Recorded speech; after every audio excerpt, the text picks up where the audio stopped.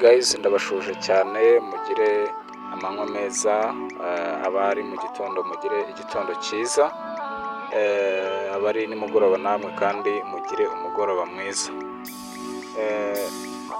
Iyi video mu by'ukuri ngira ngo murabibona ko umuvandimwe Vestina Ishimwe ndetse na Idris ahangaha ubwo twari mu kirori cy'ubukwe bwabo, byari ibyishimo gusa.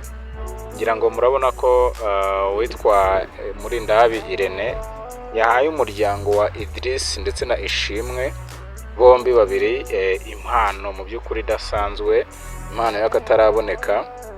Ngira ngo mwabonye ko bayishyikirijwe imbere y'imbaga y'abantu, ariko nanone se ntabyera ngo de, byari ibirori byiza cyane rwose, ntihabuze ababisanisha n'ubukwe bwa Kiramani.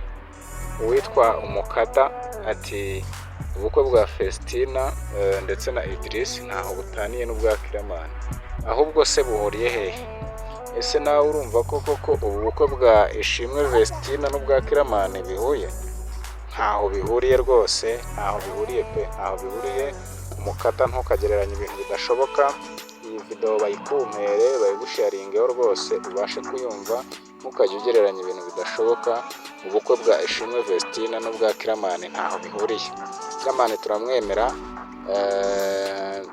nk'umuntu utunezeza, umukinnyi wacu wa filime nyarwanda, ariko ntaho ubukwe bwe bwigeze buhurira n'ubwa Ishimwe Vestina. Nubwo turabushima cyane, twanarabushimye, ariko ntukagereranye ibidashoboka. Turi gukora subscribe, like, share na comment.